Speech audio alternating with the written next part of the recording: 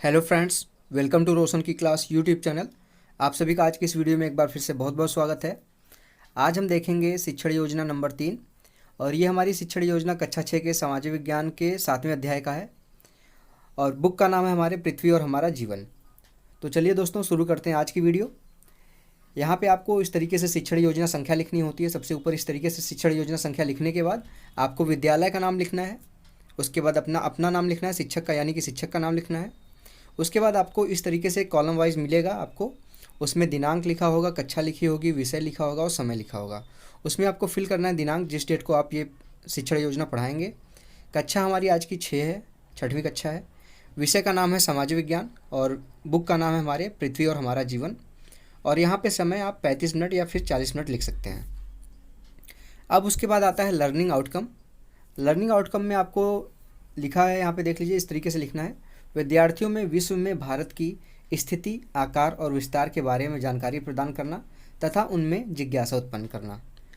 Learning outcome के बाद आप देख सकते हैं आपको लिखना होता है प्रकरण हेडिंग। प्रकरण में आपको लिखना है आज के अध्याय का नाम यानी कि टॉपिक का नाम।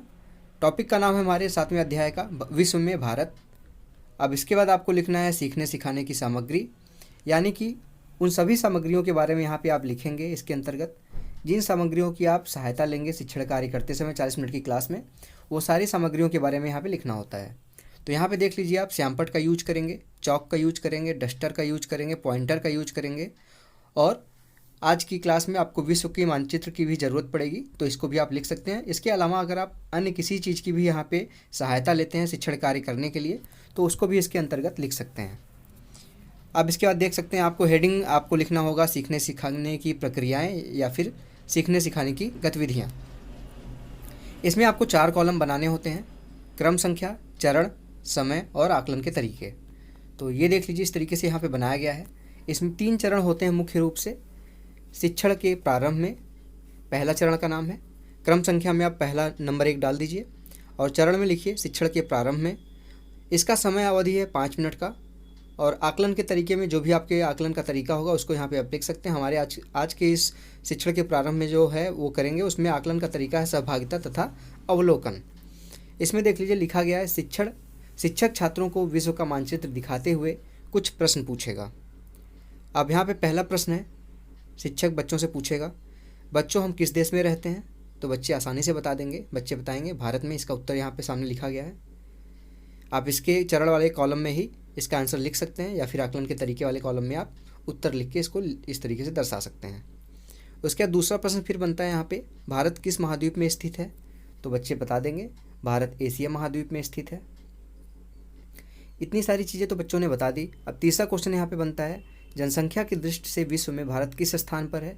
तो हो सकता है आपकी क्लास में कोई बच्चा इसका आंसर दे ले, लेकिन ज़्यादातर बच्चे इस क्वेश्चन का आंसर नहीं दे पाएंगे, तो ये बच्चों के लिए हो जाएगा समस्यात्मक प्रश्न। अब समस्यात्मक प्रश्न हो गया तो दूसरा चरण आपका आता है। इसके बाद इसी तरीके से आपको पूरा कॉलम हमें वहाँ तक लास्ट तक बनाना है, तीसरे चरण तक। तो यहाँ पे देख लीजिए क्रम संख्या में 2 लिखा गया है, चरण में लिखना है शिक्षण के दौरान। अब उनको आपको विश्व में भारत के बारे में आपको बताना है। आप इसको डिटेल में कितना बता सकते हैं, क्योंकि आपको यहाँ पे समय देना है 25 मिनट, तो पूरी चीज़ें यहाँ पे लिखना अनिवार्य नहीं है अपनी डायरी में। आप जब बच्चों को पढ़ाएंगे वहाँ पे आप सारी चीज़ें डिटेल में बता सकते हैं। तो यहाँ पे देख लीजिए लिखा गया शिक्षण के दौरान के अंतर्गत शिक्षक विश्व के मानचित्र को दिखाते हुए विश्व में भारत की स्थिति का वर्णन करेगा। ये आपका अवलोकन विधि होगी। यहाँ पे आकलन का तरीका है अवलोकन, यानी कि यहाँ पे बच्चे मानचित्र को देखेंगे, विश्व के मानचित्र को। उसके बाद यहाँ पे देख लीजिए लिखा गया है, हमारी पृथ्वी 7 महाद्वीपों और 5 महासागरों में विभाजित है। भारत उत्तरी गोलार्ध में एशिया महाद्वीप में स्थित है। भारत जनसंख्या की दृष्टि से विश्व में चीन के बाद दूसरे स्थान पर है। तो यहाँ पे बच्चों को काफ़ी चीज़ें यहाँ पे इंपॉर्टेंट चीज़ें ही बताई गई हैं। तो यहाँ पे आप इसको आराम से बच्चों को समझा के किसी अच्छे तरीके से उनको जनसंख्या के बारे में बता दीजिए कि चीन की जनसंख्या भारत विश्व में सबसे ज़्यादा है। उसके बाद दूसरे नंबर पे भारत की जनसंख्या है, तो आपको भारत के बारे में ही बताना है। तो चीन के बारे में इसलिए बता रहे हैं कि बच्चों को ये पता होना चाहिए कि अगर दूसरे नंबर पे भारत है जनसंख्या की दृष्टि से, तो पहले नंबर पे कौन है। ठीक। और इससे इस चीज़ से शिक्षण के दौरान में जो चीज़ें यहाँ पे आपने बताई उससे बच्चों के काफ़ी क्वेश्चन यहाँ पे तैयार हो जाते हैं। जैसे कि पृथ्वी पे 7 महाद्वीप हैं और पृथ्वी पे 5 महासागर हैं और पृथ्वी किस गोलार्ध में है, तो यहाँ पृथ्वी उत्तरी गोलार्ध में है, ये भी बच्चों को आपने बता दिया। ठीक। और भारत एशिया महाद्वीप में है। ये सारी चीज़ें बच्चों को एक छोटे से यहाँ पे देख लीजिए लिखा गया 4-5 लाइन की चीज़ें। इस छोटी सी चीज़ में बच्चों को सारी चीज़ें समझ में आ गई। ठीक, अब यहाँ पे देखिए भारत का मानक समय ग्रीनविच मानक समय, जो विश्व में मानक समय लिया जाता है वो ग्रीनविच लाइन है इंग्लैंड में, तो वहाँ से लिया जाता है। तो वहाँ से भारत का जो मानक समय है वो 5 घंटे 30 मिनट आगे है। जितना आप ग्रीनविच से पूर्व की, यहाँ पे लिखा नहीं गया है, मैं बता रहा हूँ बच्चों को, आप इस तरीके से बता सकते हैं कि ग्रीनविच जो लाइन है मानक समय है, ग्रीनविच एक प्लेस है, वहाँ से जितना भी आप पूर्व की तरफ बढ़ते जाएंगे मानक समय वहाँ से बढ़ता जाएगा, और जितना ही मानक ग्रीनविच प्लेस से आप पश्चिम की तरफ बढ़ेंगे आपका मानक समय घटता जाएगा। तो यहाँ पे जो भारत है वो उत्तरी गोलार्ध में है, तो उत्तरी गोलार्ध में होने के साथ ही साथ ग्रीनविच से ये भारत पूर्व दिशा में स्थित है। इंग्लैंड से भारत पूर्व दिशा में है, तो यहाँ पे मानक समय भारत का ग्रीनविच से 5 घंटे 30 मिनट आगे है। भारत के मानक समय का देशांतर, यहाँ पे एक क्वेश्चन और तैयार हो जाता है, काफ़ी इंपॉर्टेंट क्वेश्चन बच्चों को आप ये ज़रूर बताइए, क्योंकि काफ़ी एग्जाम्स में ये पूछा जाता है, तो अभी से वो तैयारी करें, अगर आगे के एग्जाम्स की उनको पता हो तो काफ़ी अच्छा होगा उनके लिए। तो यहाँ पे देख लीजिए भारत के मानक समय का देशांतर उत्तर प्रदेश राज्य के प्रयागराज शहर के पास से गुजरता है। ठीक, ये हो गया दूसरा आपका चरण कंप्लीट। अब इसको आपको 25 मिनट में कवर करना है। इसमें आप डिटेल में उनको सारी चीज़ें विश्व में भारत की सारी चीज़ों के बारे में बताइए, विश्व में भारत का कितने अक्षांश पे है स्थित, किस गोलार्ध में, ये सारी चीज़ें बता दिए उनको, फिगर के हिसाब से अच्छे से समझाइए, मानचित्र दिखाते हुए उनको और अच्छे से समझ में आ जाएगा। अब तीसरा यहाँ पे चरण शिक्षण के बाद। शिक्षण के बाद में देख लीजिए लिखा गया है शिक्षक शिक्षण के बाद बच्चों से पाठ में आए हुए समस्याओं को पूछेगा तथा उनका निवारण करेगा।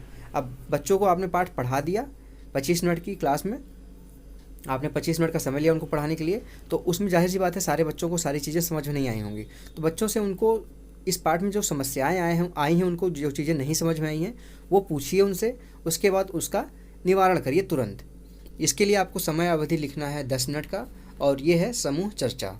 इसके ऊपर का मैं यहाँ पे देख लीजिए आकलन का विधि बता चुका हूँ, अवलोकन था, और यहाँ पे आकलन का विधि है समूह चर्चा।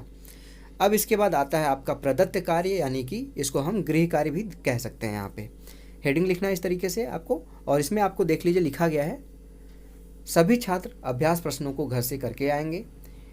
यानी कि इस चैप्टर को पढ़ाने के बाद चैप्टर के अंत में कुछ अभ्यास प्रश्न होते हैं, तो अभ्यास प्रश्न को बच्चों को दे दीजिए कि इस चीज़ को आपने पढ़ लिया है और घर से आप जाइएगा तो इस चीज़ को आपको अभ्यास प्रश्न जितने भी हैं उसको करके लाना है, और जो भी समस्या होगी उसको हम शिक्षण की आगामी योजना में उनको दूर करेंगे। देख लीजिए यहाँ पे लिखा गया है शिक्षक की आगामी योजना।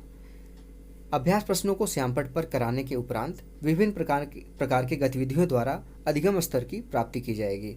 यानी कि अभ्यास प्रश्न बच्चों ने करके तो लाया है, लेकिन अगर जाहिर सी बात है कि सारे बच्चे सभी प्रश्नों को नहीं कर पाएंगे, तो आपका कर्तव्य बनता है कि सभी अभ्यास प्रश्नों को श्यामपट्ट पे सही तरीके से कराइए, जिससे सारे बच्चे, आपकी क्लास में जितने भी बच्चे हैं वो पूरी तरीके से अभ्यास प्रश्नों को कर सकें।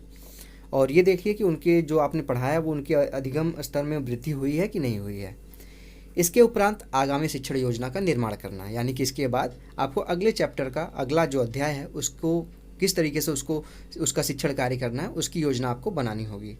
तो ये था आपका आज का शिक्षण योजना।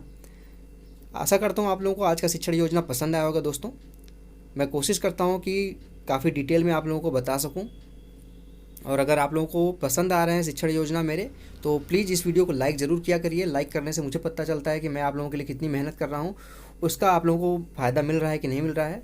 और अगर आप लोगों को किसी भी शिक्षण योजना की ज़रूरत है तो मुझे कमेंट बॉक्स में बताया करिए, और मुझे कम से कम 24 से 48 घंटे की टाइम दिया करिए। मैं कोशिश करूँगा कि 24 से 48 घंटे के अंदर आपका जो शिक्षण योजना है वो आप तक पहुँचा सकूँ, और अपने दोस्तों के साथ, अपने शिक्षक बंधुओं के साथ इस वीडियो को शेयर करिए, जिससे उनको भी कोई भी शिक्षण योजना बनाने में कोई दिक्कत ना आए।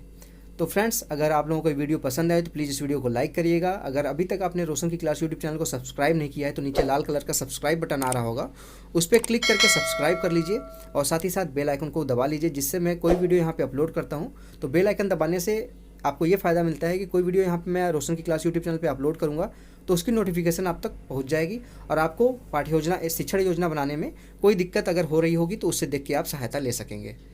तो शिक्षक दोस्तों, आप अपने शिक्षक दोस्तों के साथ इस वीडियो को शेयर करिएगा, उनको भी बताइए कि रोशन की क्लास यूट्यूब चैनल पर जाएँ और अपनी शिक्षण योजना को बनाएँ। तो फ्रेंड्स, मिलते हैं नेक्स्ट वीडियो में, तब तक के लिए आप लोगों का बहुत बहुत धन्यवाद। जय हिंद, वंदे मातरम।